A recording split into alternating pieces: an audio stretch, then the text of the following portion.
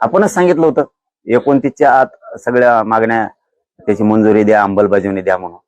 त्यामुळे 29 पूर्ण आहे, त्यांना रात्रभर पण आहे. पाटील त्यांनी जर आश्वासन दिलं किंवा तुम्हाला जसं वाटेल त्यांनी जर आज आश्वासन दिलं, उद्याचं आंदोलन तुम्ही स्थगित करणार का? त्यांच्या आश्वासन नको बाबा. आश्वासनावर माझ्या समाजाच्या लेकराचं पोट भरणार आहे का? माझा समाज उंचीवर जाणार आहे का आश्वासनानं? आश्वासनच त्यांनी दिलं आणि त्यांच्या शब्दाला सन्मान दिला. आणि आपण मुंबईत त्यांनी सांगितलं की 1च महिन्याचा वेळ द्या बाकीच्या कामांसाठी. आज 29 मे, 29 ऑगस्ट ते 29 मे 10 महिने वेळ दिलाय. कोण देऊ शकतो इतका? आजच्या बैठकीवर उद्याचं चित्र अवलंबून असेल काय? आजची बैठक होणार आहे नाही, उपोषणाचं तर फायनलच आहे. मला सगळ्या विषयाचे अंमलबजावणी पाहिजे. थांबायचे किती दिवस? 3 वर्ष थांबलोय, आता पण 10 महिने थांबलोय.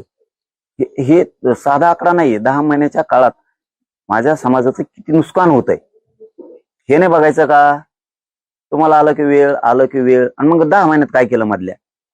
आताही 15 दिवस होते. 16 मे पासून 30 मे पर्यंत तुमच्या हातात 16 दिवस होते. तुम्ही काय केलं? मी रीतीच्या बाहेर बोलत नाही, मी कायद्याच्या बाहेर बोलत नाही. सगळे संकेत पाळतोय, सगळ्या नियमात आहे. मी का माघार घ्यायची?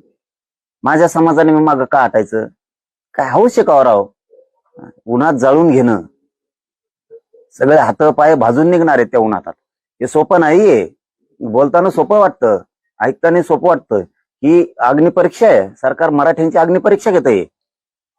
हे साधा सोपा विषय नाहीये. त्यांना वाटतंय ते, त्यांना येशीत बसतायत, इकडे तिकडे हिंडतायत, त्यांना या विषयाची मजा वाटते. ही लय मोठी अग्निपरीक्षा आहे आणि ही अग्निपरीक्षा मराठा समाजाची सरकारनं देवेंद्र फडणवीसांनी नाही घेतली पाहिजे.